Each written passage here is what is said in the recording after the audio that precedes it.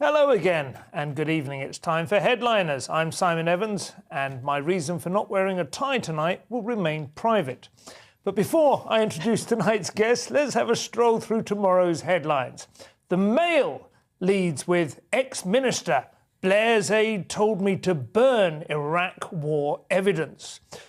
Jeff Hoon said he was ordered to burn a secret memo. The Telegraph leads with testing rules to be relaxed to solve staff shortages. That's certainly one way to do it. And VAT cuts on energy bills would help a lot of people who don't need it, says Johnson. The Guardian runs with Johnson admits NHS could be overwhelmed in coming weeks, and judge casts doubt on Prince's court plea, as you heard a few moments ago.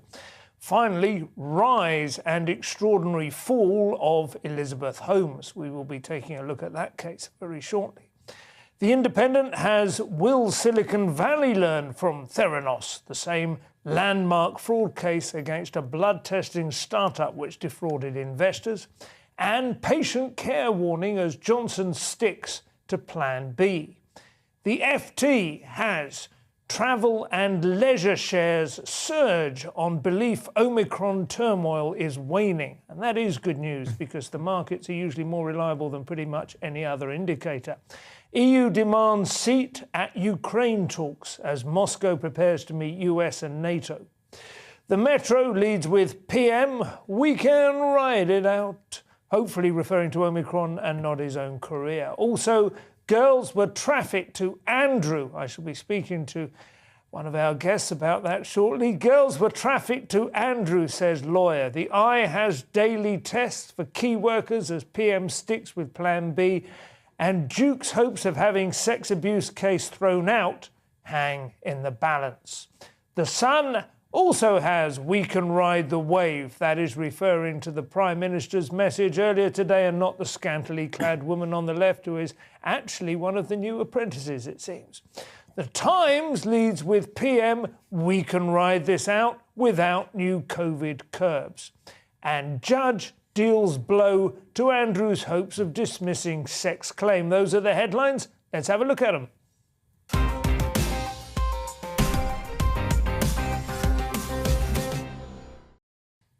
And so, to tonight's guests, I would like you to welcome our GBNews libero, striker and mascot, Andrew Doyle, rarely off these particular screens, and our favourite captive left-winger who hasn't quite realised what shameful propaganda she is helping to legitimise, Sajila Kershi. Thank you both very much for joining us this evening. How are you, Sajila? I'm good. Well? Yeah, very good. Lovely Christmas, lovely New Year. You look splendid. You look sort of restored. Not that you needed restoring, but nevertheless. I definitely feel restored. Like a really high-quality restoration job as well, not like one of those Spanish frescoes.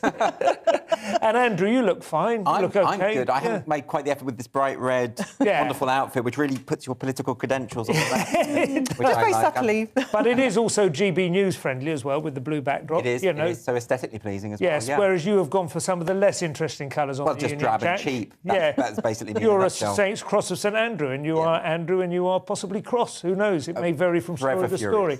So let's have a look. Our top story today, and indeed every day since our inception last year, is of course the latest on the government response to COVID-19, and it looks, to the fury of the panic mongers and the worry muppets, very much as if Boris Johnson is holding his course for once, damming the torpedo, shrugging off the flak, keeping her steady as she goes. While acknowledging that cases hit a record 218,000 yesterday, The Sun is the most upbeat messenger with we can ride the wave, as I say, tastefully illustrated by a swimsuited beauty from the new series of The Apprentice. Even The Sun is worried that it's becoming slightly salacious, and that is usually a worrying sign. Anyway, back to the main story. This all feels eerily familiar to me, like the last scene in an action movie or maybe an extended version of the A-Team, where the handful of desperate men whose fate we've been following for the last couple of hours, who've been holed up in the old abandoned warehouse, surrounded by SWAT teams and police choppers, have improvised some armour for the only vehicle they have. They've used dustbin lids and frying pans and God knows what else, and now they're going to burst out into the coming firefight, let the chips fall where they may. It's the sort of slow-motion scene, like the glorious fall of the barbarians in the beginning of Gladiator, or possibly the end of National Lampoon Animal House, where there's a tank which is dressed as a wedding cake, if I remember rightly. I was a bit drunk at the time. Anyway, like it or loathe it, this is what Johnson was elected for, in my view, and it's up to us now to carry it over the line. Would you agree with that, Andrew? Oh, yeah, absolutely. I mean, this is what we thought Johnson was all along, is the sort of person who says, look, we've got to find a way through this. I mean, I hate to agree with Theresa May, but she's been saying this for a while now. We have to learn to live with the virus the way it is. Yeah. We're in a really positive position at the moment where we know that the Omicron variant is considerably milder than other forms. We know it's incredibly transmissible, and people have been really focusing on how many people are getting it, where, of course, what's key about it is how many hospitalisations, how many deaths there have been. Yeah. This is all really, really positive and quite a welcome contrast to the way in which, for instance, the Welsh government have been handling this, the Scottish government have been handling this. I think this is really important, but what I don't think this is in time to save Johnson's reputation. And, well, you know, never mind about that. But would that be fit? That's quite an interesting point that Andrew raises there specifically about the contrast with the devolved nations, the degree to which the smaller parts of the United Kingdom. Well, because it did seem all a bit doom and gloom before Christmas. Yeah. And I must admit, I was kind of dreading the new year.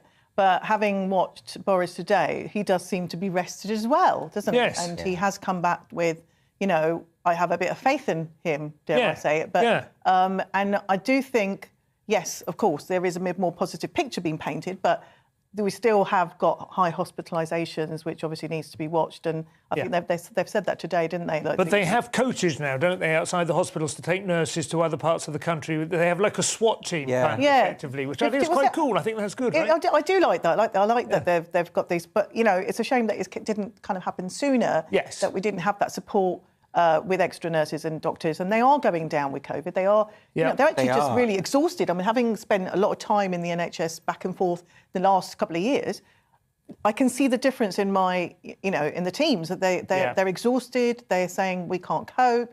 And it's also affecting their mental health as well. It's a really valid point, that, actually, that you have to remember at this time of year that your immune system is weakened, isn't it, of course, during the winter. This is what none of us get enough sun. And I know, working on this show and being a stand-up comic the rest of the time, you can quite easily slip into a complete inverse sort of diurnal cycle. You get up about 3 o'clock in the afternoon, you have half an hour of sunlight if you're not careful, and that's it, you know, and that can be really ruinous for your health, those kind of aspects. Absolutely right. And I think, I think Sajila raises a really important point about the pressures on the NHS insofar as so many people are getting it and they're understaffed. You know, it absolutely can't be easy. I'm not trying to trivialise any of those problems by pointing out that it's overall positive news. I did see one. I'll move on to the next story in a minute, but I did see one thing that really cheered me up, actually. It was people were sharing it on, I guess you'd call it the sort of bro science kind of faction of Twitter, which was El Salvador's messaging, which is very much along the lines of get yourself fit, get healthy, get out into the sunshine, run, focus on your diet, get some exercise, lift weights, swim in the sea, this kind of stuff, because this will help your immune system. And there's been no messaging about that at all in this country. Which is odd, because Boris Johnson did a whole thing about he wanted a war on obesity. Yeah. He's fully aware that,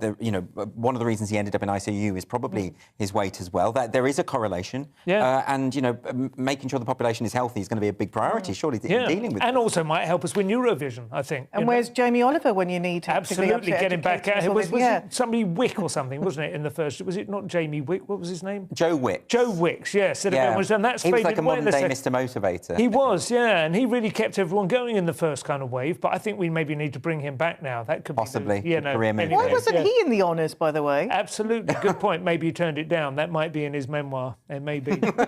It's me or Blair. Pick. So. One of our top stories, obviously, this evening has medical testing kits that fail to perform well and is illustrated with a famous scientist wearing a mask. But it has nothing to do with COVID-19 and is thus pounced on by this programme with a huge sense of relief. This is the programme, the case of Theranos and Elizabeth Holmes. Sadly, none of the papers have gone with Holmes under the hammer as she awaits her sentence. I was quite pleased with that, but anyone who wants it, you can take it. No, want any cash, just a bit of glory. The Independent and the FT both have images of Elizabeth Holmes, all masked up.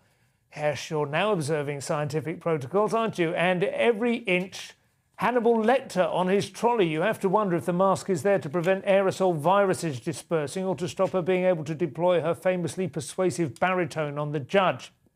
She used it to good effect on the likes of Rupert Murdoch, it seems. Anyway, this is an all too familiar tale of the big investors and legacy media too, believing fairy stories that they want to be true, in my opinion. They had no reason to believe that Holmes had genuinely cracked the science, but she was young, cute and well-connected, and the narrative did the rest. That and the Steve Jobs black turtleneck she took to sporting, and the media savvy that got onto the front page of pretty much every glossy business mag going. Forbes, Fortune, the Viz 500, she was on the lot. The quantum leap that would actually have been necessary to extract detailed health data from a drop of blood in real time would have been huge, as anyone who has actually done the work, such as myself, might have suspected. However, a paradigm shift was necessary, and that was, in fact, exactly what you can see Elizabeth Holmes modelling in Vogue of May 2012, I think it was. Anyway, sadly, she'd not made that leap. This was less Jonas Salk meets Kate Bingham and more David Copperfield meets Bernie Madoff.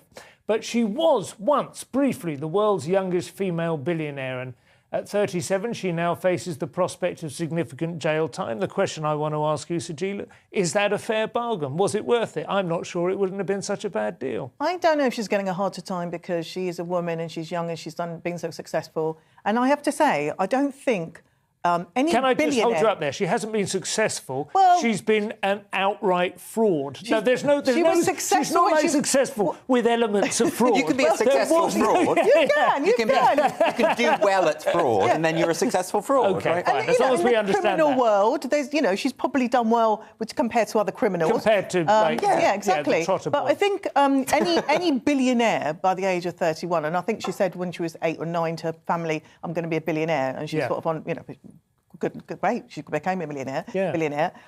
You are never going to get there. There's going to be a few shortcuts that you're going to cut. I'm always a bit suspicious. I think, that's why I'm saying that maybe she's got it harder because she's a woman. Oh, because you think she's been hard done by? It's Murdoch complaining that he's been duped. I love that bit of the story the best. She basically duped a group of men. However, if you look at what she was trying to do, I wanted that to work for her. I wanted that to work for all of us. I love and that I'm so disappointed. I actually really admire that this you're is defending wonderful, her. Because she... You admire the gumption of I'm fascinated by people like this. How you keep this kind of, from what I understand, the inner circle of the business understood. And she was using a sort of climate of fear and intimidation to prevent other people from speaking out. But when you have a big hoax like this, it just takes one whistleblower for the whole thing. I know they've done it before, like with that whole moon landing thing and everything. You can do it. You can perpetrate. Well, it does remind a little bit closer. It does remind me a little bit of what was his name, the cyclist, 8 times world champion cyclist, who had in fact been doping but managed to threaten everyone. Who was Lawrence Armstrong? That's right. Thank you. It comes into my head. But he had an absolute climate of fear within his team that they were, nobody was to leak the details about it. You can do it. You can sustain it for years. People who talk about conspiracy theories always go, well, I just don't think it's possible in this day and age. But the truth is, if people fear for their jobs and their lives... Oh, well, this stuff will feed conspiracy theories. That's a worry about this, actually. I think people will start to say, well, if she could have pulled that off... and that is a downside of this. But I'm fascinated by all these sorts... Do you remember Joyce Hatto, the pianist, who released CDs? She released CDs of other pianists' work and passed them off as her own. And music critics were saying, this is brilliant, she's... Amazing, wonderful. It was only actually, I think, when the sort of digital technology that runs those apps that can tell you what's on in the pub or whatever, we're going, no, this is a recording from 8 years previously. Exactly. So I just think, what kind of person does this? Why do they do this? I have absolutely no idea, but I think it'll make a brilliant film. I know why. I think we've agreed. I think to become a billionaire, that's you don't need to look for secondary motivation. You could say it's just avarice, but I think surely at the back of her mind she must have known she'll get caught. She must have known she'll get caught. Because think about what she was saying. She was saying that, as you say, 1 drop of blood, we can give you this full diagnosis. She was using some other company's machines. It was... Sooner or later, they were going to expect to see one on an arm actually functioning, weren't they? But, it's interesting, though, that Sajeela, you say it's because she's a woman, but certainly I think she's obviously very young and attractive, and that probably helps the lie. I do think. I think it helped the lie. I will say this, though. I think some of the relish, possibly even some of my relish, comes from the fact that we were presented with the idea that an attractive young woman could do this extraordinary thing that we had been previously told was the domain of the Bezos of this world. The kind of Do you know what I mean? They're kind exactly. of hard-bitten sort of scientists that women just didn't have the gumption, as you say, to kind of do that. We were given this story, and so now we are maybe there's a little bit of the spice that's feeding some of the Schadenfreude when we see it going down. Yeah, I would accept that. That's exactly what I'm trying to say. I will accept that, but I don't think it affected the judge or the sentencing that she's likely to get, and it certainly I don't think affected any of the. I mean, I think if anything, as you say, it affected them. The investors in a far more pernicious way. I'm quite excited because I've just found out there is already an HBO documentary about this. I can't wait to watch that. It's going to be amazing. I just think this is fascinating. She has got that. She's got a kind of glassy look about her as well that are good. I mean, even there you can see it in that picture on The Independent. I think the right kind of actress. I kind of feel Madonna would have been perfect. Madonna? Oh, yes. She has that kind of detachment. Do you know Not what I mean? the best actor, though, Madonna. No. But who's that girl? She was okay in. But also with a mask on. You know. That's true. Could be anyone. I don't know. Who else would you like to see do it? I don't know. Who could do that? All the people I would want to do that are dead. Yeah. So, or too old now. Or too old. There was Meryl Streep in her youth. Meryl Streep can do everything. Oh yeah, she could, but she's only just come out of one kind of massive satire of the deprivations of Silicon Valley. This is true. She can't go straight back in now. She's got to do another Holocaust movie first. Anyway, time for the weather before that, and after that we're going to go and take a quick ad break. So don't go away. We'll be back very shortly.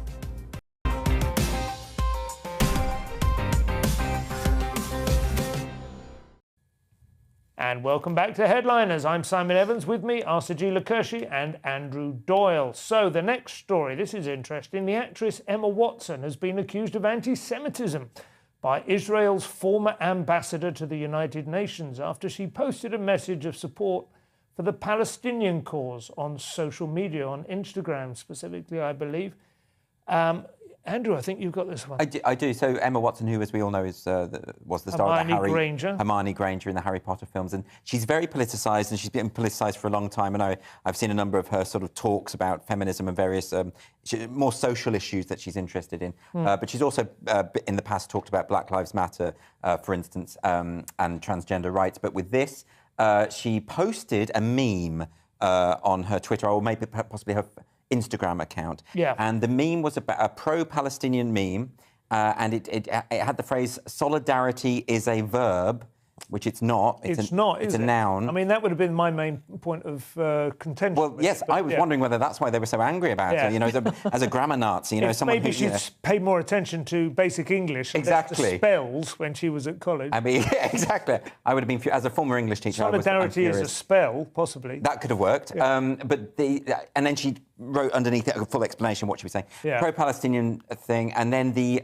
former Israeli ambassador has said. Well, this is specifically what he said. He said 10 points from Gryffindor for being an anti-Semite. Now, the thing about this is, I would say, I understand that there is a muddy conflation sometimes with pro-Palestinian activists who also tip over into anti-Semitism, and you do get this sort of thing. But I think the accusation is very, very severe. It's quite a leap. From someone posting a meme to making a really, really grave accusation against someone. I think that's you know, there are people there, in fact, people in Israel, Jewish people in Israel, who are pro-Palestine insofar as they think there are issues there. And I just think let's not jump to criticise her view by all means. Have a go and say, I think you're wrong about this, and this is why you're wrong. Why do we have to leap to? He's quite he is quite an aggressive, hostile Bolshevik, you might say. Yes. Figure. I think there's another. He's the former ambassador, right? He's the former ambassador. The current ambassador has issued a slightly more tongue-in-cheek statement. Have you got it there? I don't have that here. It was something along the lines of, we all wish magic was real, but in the real world we have to confront the fact that the people behind this meme support Hamas, which wants to see Israel wiped off the map. That's a better response. Yeah. And look, my assumption would be in this kind of situation that she wasn't aware of the origin of the meme as being a pro-Hamas, because Hamas are hardly pro-women's rights, are they? I mean, solidarity is in itself. I mean, solidarity is obviously a word.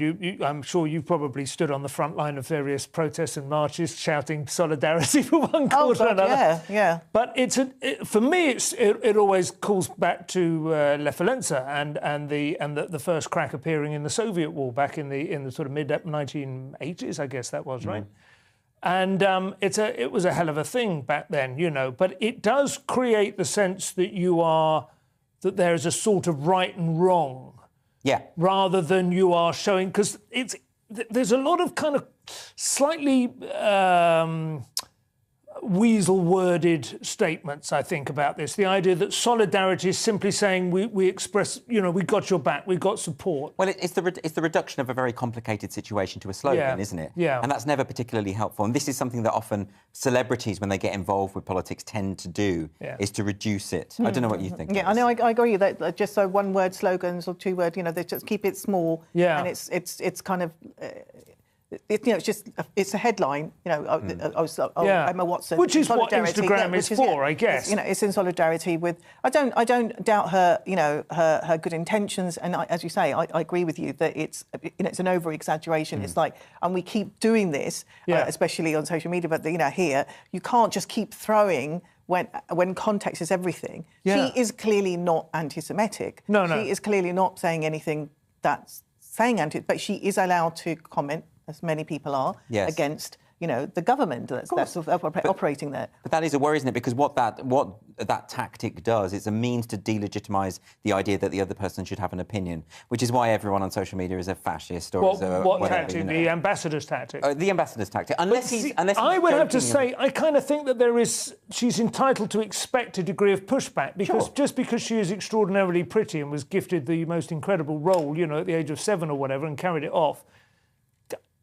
She now is capable of dispersing a judgment, a really powerful value judgment to millions and millions of young fans. Yeah, and what I wasn't saying was that he shouldn't have the right to say that to her. Yeah. I was just criticising the thing he said. Yeah, so anti-Semitism. I'm completely for free speech. If you want to throw those kind of slurs out there, then that's on you. But I think he should be criticised for that as well. That's how it works.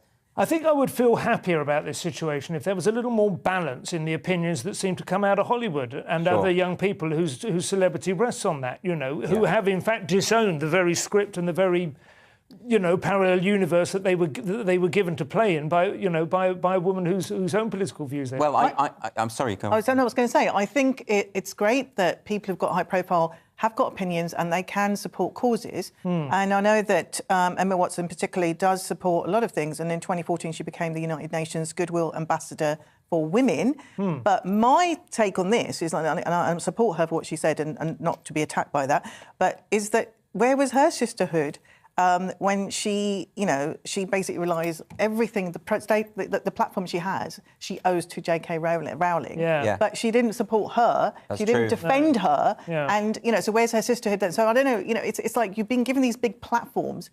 You need to kind of live up to them. What I would honestly say to that, even though it sounds very harsh, is I don't know that it is that great that these people have huge platforms that they can use to make oversimplified gesture politics about situations they don't really understand, or at least that we don't really have the time to explore the subtleties of. I'm not sure I'm not going to ban it, but I can regret it, let's say. I think on the other hand, most people understand that when celebrities, pop stars and film stars start pontificating about politics, we all take it with a pinch of salt, don't we? We do. Let's hope so. This next story is from The Times and the vexed question whether Tony Blair has something of the night about him. Sajila, here's a man who has gone deeper into the politics of the thing than even Emma Watson.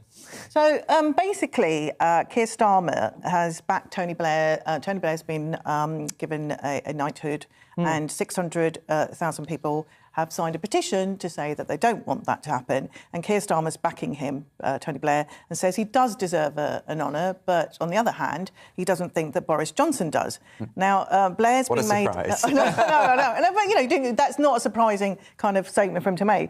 Now, Blair's been made a Knight Companion of the Most Noble Order of the Garter in the New Year's Honours List, which is a mouthful and it's quite unnecessary if you ask me. But and quite rightly, I think anti-war campaigners are calling this a real kick in the teeth, and I'm kind of agreeing with them in that. For all the people of Iraq and Afghanistan, military mothers are basically saying, they threatened to return the Elizabeth Crosses, which is a form of recognition that is given when they've been to bereaved families. And I mean, I don't know if every leader has been remembered for something, depending on which side you see it. Thatcher, you know, for the milk snatcher. You've got... I'm not sure that's a fair assessment. That's a legacy. It's a legacy as I remember it from my childhood. And, you know, you've got, obviously, Tony Blair with the war and Boris Johnson, whether he likes it or not, I think it's going to be COVID. And I cannot see him. I think he's run this course as far as he can. Yes, he's kind of turned it around a little bit today in terms of, you know, being more powerful in what he's saying. More likely to be remembered for Brexit, to be honest, in the long run. But well, I know what you mean. I think the thing about giving honours to prime ministers is that it recognises. I mean, most of them get it. Most of them get this one. You have to. I can't remember one of them. I think maybe Gordon Brown hasn't had it yet, or something. I think there might be one previously, but the Scottish ones get the Order of the Thistle. That's why. Right. Okay. I think I'm not. Is that genuinely true? I think that's true. Alex, the fact is, he's the first Labour prime minister since Harold Wilson to win an election in this country. I mean, he won 3 elections in a row. He was a great prime minister. Great doesn't bestow a sort of moral virtue on him, but he was a man of extraordinary significance. Honours in this country, when you give them to people in politics, really recognise, you know, an extraordinary contribution. He changed the conversation. There's Blairism. There are Blairites to this day. You know, he created a third way, which, whether or not you think it's snake oil or a possible way out of the endless clash of left and right, you know, was something that changed the conversation. But this is the point, isn't it, that whenever we talk about this stuff, and this whole conversation has been about the merits or the demerits of his time in office. But actually, this isn't a political award. This comes from the Queen. This is a gift from the Queen, this particular form of knighthood. And it's funny, isn't it? You know, the people who like Blair say that he should get it, and the people who don't like him say that he shouldn't. So ultimately, it just comes down to partisan politics. I don't think we should worry too much. I don't think it's a big deal. Maybe there's a third way that we could approach this from. But that's very smart. Well, that's a really nice segue. I voted for him, and I don't think he should have it. Really? No. Yeah, and I don't know, because I just don't think... I don't think his... You know, we've forgotten the Chilcott's report. You know, the Iraq War was based on exaggerations and downright lies. But again, that's a political... It's political, but it's still... Why should... We've had people in the past who've been stripped, I think, was it Jeffrey Archer was stripped of his knighthood for something. Yeah, I remember now. for lying to court about seeing prostitutes. So why give it to someone? And I don't think just because you have been Prime Minister, you should get an honours. Well, there it is. It's 50-50 in the studio. Yeah. It could go either way. I can't help thinking they'd have been better off signing a petition that was one that Parliament were legally binded to observe and honour, which they haven't, sadly. Anyway, time for an ad break. Don't go away. We'll be back in a few minutes with part 3.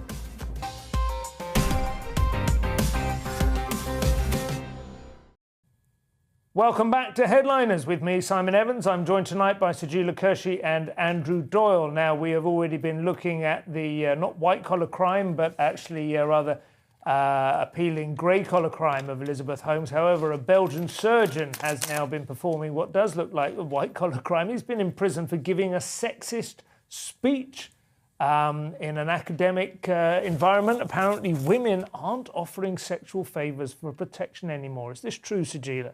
The poor guy. You've got to feel so sorry for him, don't you? So basically, he's a cosmetic surgeon in Belgium, 60 years old, and he's not only just suffering a bout of sexist Tourette's, he appears to have time travelled in a DeLorean the dinosaurs era and has arrived in the 21st century and is totally confused and unaware that women have rights and we earn our own money and we don't owe anyone sex. So basically, Jeff Hoeybergs insisted...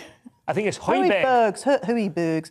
Oh, well, you know what? If I've got his name wrong, I don't really care. But basically, he's insisted that he was only speaking the truth when he called women hysterical, lazy, weak and stupid. And he was given a 10-month sentence, which has been reduced, apparently. Basic politicians are saying that it's an infringement of freedom of speech, so there is an argument for that. I'm sure you've got something to say on that. And the misogyny is absolutely clear. If it was in the UK, obviously, we have the Discrimination Act for us to have kind of gone further with this. But 10 years in prison for saying these awful things. There is a lot worse. I don't know if I'm allowed to say it on air. But what that he has said? That he has said. Well, as long as they're not swear words. There's no, because I don't think they can. That women are dirty creatures who seek money and protection from men to whom they owe sex. Now, I don't know about you, but I've never owed sex. No. Money. I've owed a hairdryer to someone because I broke it. but I've never owed... You're right. I mean, it's funny you say DeLorean, though, of course. I was talking to a friend of mine who's a criminal barrister. I can't remember, wish I could remember the details, but he told me how recently it was. I'd forgotten how recently it was that the idea that you could rape your own wife was introduced into British law. It was certainly within my lifetime, my adult lifetime. You did legally owe your husband sex. That was the absurd situation, which in hindsight is grim and grotesque. Well, I mean, quite. This is obviously someone from another time. This is, you know, I think Sajina's completely right. It's because I was looking at this stuff and I was thinking, is he doing some sort of edgy humour that I don't get? Is it like a bit? Is it a joke? Is he embodying like when the man did Hitler at the Cambridge Union, and it was obviously intended to exactly. I was looking into that and looking at, or is it being misrepresented in the? Do you remember that happened with Tim Hunt? Where Tim Hunt made a joke and it was completely misrepresented by the journalist, and he lost everything. He lost his honorary fellowship. No, this chap is not genuinely a monster, but I still think there's a fairly dubious precedent being set here. That's what I was going to say. Is the thing about defending free speech is that every now and then you have to defend utter cretins. You have to. Insofar as I'm not defending what he said, I think it's abominable. Putting someone in prison for what they say, I will never be for. I never think it's a good idea. I think it sets a really dodgy precedent. I think... You know, also, he did this at a university, and they always do this. They say it's about incitement. I can't imagine anyone watching that and thinking anything other than, what an idiot. They will be radicalised in the opposite direction, if anything. Quite. For any kind of man that might kind of wander out thinking he's got a point, but in Flemish, there will be dozens of women who are committed to a lifelong rallying into feminism and making sure that such men never... Yes. I'm really shocked that the women didn't storm the stage. I'm actually surprised that nobody said anything, nobody didn't go any further. Maybe they thought it was a bit. Maybe that, you know, that was seriously my... Because I can't imagine anyone saying this for real in this day and age. I can't see how that could happen. The obvious punishment, which I would have thought would have been adequate, would be the sort of coverage which you must be getting. If we're hearing about it, then in Belgium, I imagine it's a front-page case, and that would be enough. And you would think you would just be hounded from society at that point, or... Well, I think we just need to more and more, as these hate speech laws spread throughout Europe and get more and more vague, is we have to take a stand against them, because honestly, this sets a precedent. It will be used against other people for other reasons. You don't want the state to have that power. Well, I mean, and frankly, you don't even need to add that caution, just on a matter of principle. You shouldn't send people to jail for having bigoted opinions. We have an update on the North Korean bloke who hopped the border the other day. Apparently, he was skint and lonely. He failed to assimilate, so he went back to North Korea. That is quite a failure, Andrew. So this is in The Independent. This is this story about the North Korean defector. And it was an odd story. We've been discussing about it the other day, because this man was seen going in the other direction. Normally, defectors go obviously from the north to the south, and this was someone who's going from the south to the north. And in a way, it makes sense. Apparently, he really struggled to adapt in South Korea. He had a terrible job. He was very poor. It's very telling that one of his neighbours saw him throw away his bedding the night before and said, "I didn't say anything because we've never said hello to each other." So this is someone who was completely isolated. And what else I think it tells us is, actually, I'm surprised it doesn't happen more often, insofar as people become institutionalised. You know, they're in this world. It's such a strange, hermetic, oppressive world. You know, this is the country that has a government website, and yet the state media tells its people that the internet does not exist. This is a weird, creepy, horrible place where a lot of the people are malnourished because of the tyranny. So you'd want to escape that, but you can see how, if that's all you've ever known, you know, and then you're suddenly in a free society. They essentially live in a huge concentration camp. I mean, although it does say here in this article in The Independent, it does say that approximately 18% of the people who do defect say they are willing to return. So actually, this institutionalisation is something that's quite... I mean, it's fascinating, but... I think it probably is a lot more common than it's maybe not reported as much, but it just reminds me of Shawshank Redemption, when Brooks, you know, he finally gets out of prison and he kills himself because he can't handle... And it's almost like a weird Stockholm syndrome mixed with, like, you know, people ask why do people not leave abusive relationships or, you know, communities? And I think this is it. They just don't know any different. There was a book I read a few years ago, which I highly recommend, called Tribe, by Sebastian Junger, who'd spent a lot of time with patrols in Afghanistan, American servicemen. And then he looked at the post-traumatic stress disorder and so on that they suffer when they get back to America. And he said that the thing that struck him was that they didn't. It wasn't like what we think. As soon as a car backfires, they think they're being shot at or whatever. It wasn't that kind of thing. It was actually just the daily realization that nobody needed them anymore. They no longer had a place. They weren't involved in a unit, and there wasn't somebody who was expecting them to keep them covered. Yeah. And this loss of purpose and meaning, he found other examples of it. One was quite interesting, was a lot of Westerners who were captured by Sioux and Cheyenne and Apache and so on in the sort of settlement era in America. When their own kinsmen would track them down and find them, they would refuse to leave. They had found this tribal life was much more suited to their disposition, whereas no Native American who was ever captured by the West ever stopped trying to get back to his own people. Yeah. Which is, of course, sounds like an apology for North Korea, which I don't intend it to be. But there does seem to be something that we don't always factor in when we just think, come on, you must want to live in the West. We have all this stuff. Well, they don't know about it. They're not told. They're just told lies about it. They don't know about the concept of freedom. A lot of these people, you know, it's very sad. There's another story,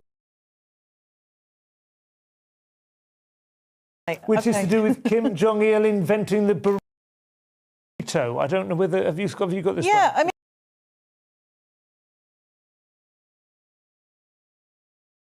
No, I think, well, you know, we'd have to just see in the story.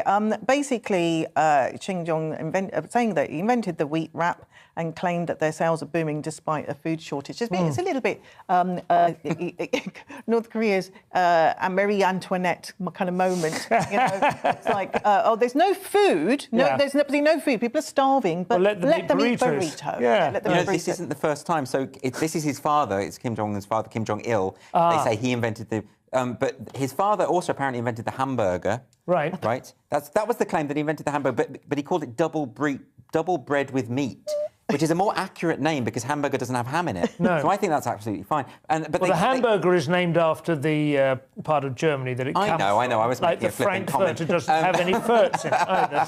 But I mean, they said that his father could control the weather, all these miraculous things. I mean, they've got form, is what I'm saying. And I think, they have. I think, apparently, I was told we were talking about this, and apparently he finished a round of golf in 17 shots on one occasion. Really? Well, I want to know where the extra one. That's possible, isn't it? 18 holes in a golf well, I'm thinking course. Of crazy golf. Oh, right. OK, maybe that's what it was. I don't play golf, so I have no idea. He could be lying about that too. Yeah. I'm sure. But it has to give... It beefs up the supernatural element of the family. Because bear in mind that in North Korea, the current president is still Kim Jong-un's dead grandfather. Yeah. You know, that they have this sort of spiritualised he's holding it in... The God. As a placeholder, isn't he? Yeah. Sadiq Khan, speaking of localised gods, is reportedly set to decriminalise Class B drugs in London. I didn't know that was within his remit, but good luck to him if it is. He is instead offering speeding course style... I wonder where that was going. He's offering speeding course style classes, those ones where if you get caught on camera now doing a certain speed, you can either get points on your licence or you can take a course online sometimes in the afternoon and you sit in a little gang of people and you discuss where you went wrong, and you are essentially a bit of a struggle session, but it's better than the £100 fine. And this is now what they're thinking might be more appropriate punishment for people caught with a bit of grass, a bit of ganja. It doesn't seem unreasonable to me. Well, if ganja was ganja of my youth. This is what it always comes down to, isn't it? Yeah. Well, because I know it's changed. There's some hideous, hybrids, I've been told, allegedly, which are homegrown and can cause psychosis. And but I'm actually, and I know we've been talking about legalising cannabis, and a lot of countries have this discussion for health reasons. It obviously helps alleviate pain, but for young people, I don't know, because I smell this thing called skunk everywhere. I mean, everywhere. Literally, my nostrils are full of it, no matter where I go. Maybe it's in your possession. Maybe it's me. Every time I take a drag, I'm like... But literally, it's everywhere. Whether I'm Surrey and Kings Road, wherever I go up north, I'm smelling this stuff and it's vile, it's awful.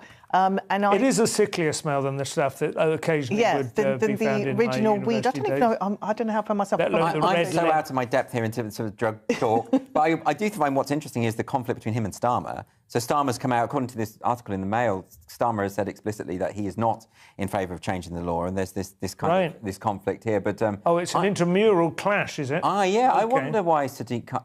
Maybe it's a vote winner. Maybe he's thinking if people are stoned, they're more likely to vote for him. I don't know what it is. It's aimed at the young, though. Oh yes, it could be. Well, it is aimed at the young. This is very much aimed at the young, and he's But isn't it the case that cannabis possession is pretty much decriminalised anyway? Is it not the case? Well, it is very much it's one of those things that's left up almost to the individual copper, isn't it? Is it? I think when they just think, is this somebody I need to bring into the station for some reason? This is often the thing that they can use. Yes. It depends how much you're carrying, and also if you happen to be carrying a knife with it, because obviously, does it make you a bit more stabby? I don't know. Well, used to make me less stabby, I found, generally speaking, unless I had the butter knives from the broken bottle. The man who posed for the famous Nirvana album lost a court case. He was claiming child abuse. This is the guy who was photographed for the Nevermind cover with his just sort of floating his naked baby body. Yeah, this is an article in The Guardian. This is about, and people will have heard of this because the baby from the front cover of the Nirvana album a while ago decided to attempt to sue the estate of Nirvana because he says that this was exploitation, this was child sexual abuse. Obviously, as a baby, you can consent to appear naked on an album, and of course it's nonsense. And the reason why the story is coming out now is because it's been dismissed. And of course it's been dismissed because there's nothing sexual about the image. First off, you can't look at that picture of the naked baby and think there's been anything sexual about it. Also, he's made a fortune off this. This is a guy, Spencer Eldon, right? So over the years, he has actually he's had not only has he recreated the image as an adult. So he had the photo shoot of himself naked in the pool again as an adult. He also had... That is quite sexualised then, isn't it? But that could be. But he also had the image at the front cover of the album tattooed onto himself, onto his chest. So he's obviously not that bothered. I would have thought being on the front cover of a seminal album is actually quite an honour. Don't call it seminal. It's a weird kind of psychosis, though, isn't it, that you get from those... Do you know the curse of oil? You know that phrase, the curse of oil? You've heard of that? I'm not familiar with the curse of oil. The curse of oil is the proposition that many countries like Nigeria never achieve their sort of full potential as in other commercial endeavours because they just have too much oil wealth. Yeah. And that tends to lead to, a tiny concentration of wealth in the hands of a few crooks and so on. I kind of feel like if something like this happens to you before you're old enough to process it and understand it, it's a bit like being the child stars we were talking, Macaulay Culkin, those kind of people. It can be. Yeah, no, I know, but what I'm saying is he's seen a route to celebrity and a degree of wealth through something he had no agency in whatsoever, and it's messed his mind. But isn't he getting money? Like, he would be getting money anyway, like for the royalties for using that image, wouldn't he? I don't believe so. I remember reading about that before, but I don't think that's the case. But even so, it's obviously. And also, he had a tattoo of it on his chest. Maybe he was high on drugs. I don't know. Maybe. Skunk. Talking of behaving strangely, a top Yakuza boss ordered a hit on a plastic surgeon's nurse after an operation to boost his manhood size spectacularly flopped. I think the word flopped has been chosen very insensitively there. This is the nurse, remember. This is not the actual plastic surgeon. Apparently it was the terms that the nurse used when trying to console him afterwards or something. Yeah, I mean, what is very... Firstly, what I should say about this story that is very strange is that it's not brand new. This is a story in the Daily Star. Right. But it hasn't... There's no development in this story. The last development of this was that the Yakuza boss who orchestrated the murder was executed. Can I just check? Yakuza is like Chinese mafia, essentially, is it? Yeah, it's the equivalent of mafia. Japanese, OK. Yeah. It's the equivalent of Japanese mafia. But what's strange is why the Daily Star are telling us about this now. That he was sentenced in 2020 to death. The murder of the nurse happened, I think, in 2013. And I was looking through the story trying to find out why they're telling it. Maybe do they have a feature on when plastic surgery goes wrong or something? It's one of these things that pops up. It's very strange. I saw it in the newspaper and I clicked on, I did a quick Google search to see what sort of things that the Yakuza do, because apparently they don't just like look for enlargement. There are embellishments and so on. Yes. Can I just warn anyone watching this show, never ever look up the word purling on Wikipedia, which involves inserting objects beneath the dermis, the skin, basically, in order to just basically create a more interesting texture, which is... I wasn't going to Google that. Unbelievable. This image is available on what amounts to just a regular Wikipedia page. Yeah. My God, that will haunt my dreams for some time. I don't know whether that's the sort of thing that he had, but this is apparently a Yakuza thing that they do this. I don't know what I think from reading the account, he was upset that the nurse made a joke.